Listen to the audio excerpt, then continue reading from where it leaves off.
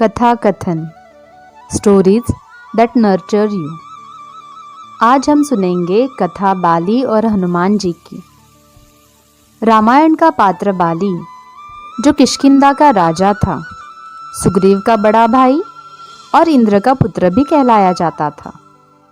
इसी बाली को ब्रह्मा जी से वरदान प्राप्त था कि जो भी इस बाली से युद्ध करेगा उसकी आधी शक्ति बाली में समा जाएगी। यही कारण था कि बाली दिन ब दिन शक्तिशाली होता जा रहा था। हजारों हाथियों का बल रखने वाला असुर दुधोम्बी, उसका वध भी बाली ने कर दिया था। उसके भाई मायावी का वध भी बाली ने ही किया था।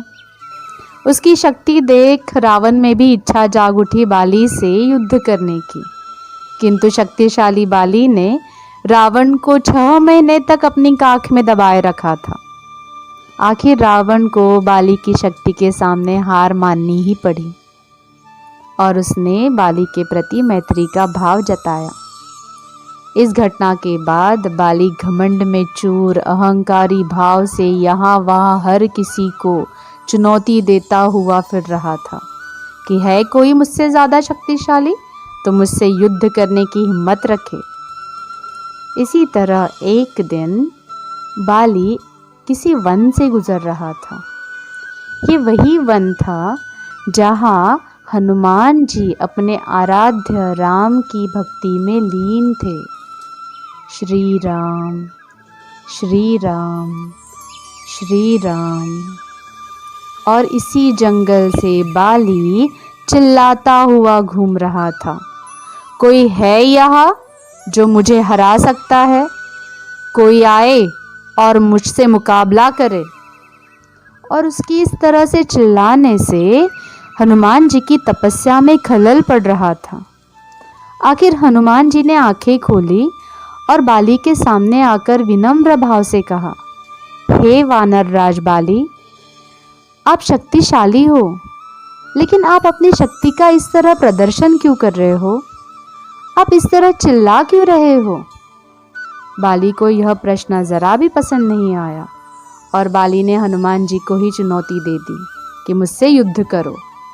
हनुमान जी मुस्कुराकर इस बात को नज़रअंदाज करके फिर से यह बात बाली को कतई पसंद नहीं आई। उसके बाद बाली ने कहा, तुम तो क्या, तुम्हारे राम भी मुझे नहीं हरा सकते। है दम तो बुलाओ अपने राम को। बस फिर क्या था, राम का नाम सुनते ही हनुमान जी को क्रोध आ गया और उन्होंने बाली से युद्ध स्वीकार कर लिया। अगले दिन सूर्योदय के बाद दोनों में दंगल होने का निश्चय हुआ। जैसे ही हनुमान जी दूसरे दिन दंगल के लिए रवाना हो रहे थे, ब्रह्मा जी आकर प्रकट हुए और उन्होंने हनुमान जी से कहा कि तुम बाली से युद्ध करने के लिए न जाओ, उसे क्षमा कर दो। हनुमान जी ने ब्रह्मा जी से कहा, अगर वह मेरी शक्ति को चुनौती देता तो हर्जी क्या था, लेकिन उसने राम जी की शक्ति को इस तरह से चुनौती दी है, अब उसे अपनी गलती का दंड तो अवश्य मिलना चाहिए। ब्रह्मा जी ने कहा, ठीक है, किंतु युद्ध के लिए जाते समय तुम अपनी पूरी शक्ति में से सिर्फ 10वां हिस्सा ही अपने साथ लेकर जाना और बाकी शक्ति अपने आराध्य श्री राम जी के चरणों में समर्पित कर देना। जब युद्ध से लौट आओ तो अपनी पूरी शक्ति को फिर से स्वीकार कर लेना।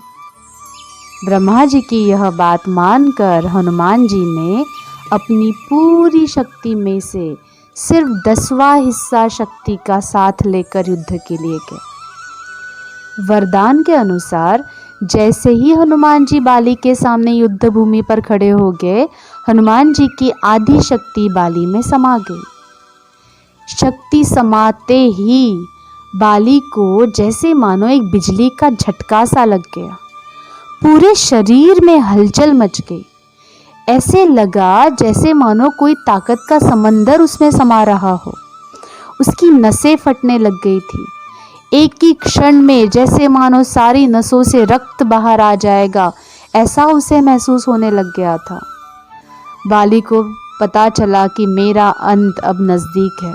वह हनुमान जी की शक्ति को उसका शरीर बर्दाश्त ही नहीं कर पा रहा था और वो तड़प रहा था, बेचैन था। और उसी क्षण ब्रह्मा जी उसके सामने प्रकट होकर बोले, बाली, तुम अपने आप को सर्वशक्तिशाली समझ रहे थे, किंतु देखो, हनुमान के पूरे शक्ति में से 10वें हिस्से की शक्ति का आधा हिस्सा भी तुम्हारा शरीर बर्दाश्त नहीं कर पा रहा है।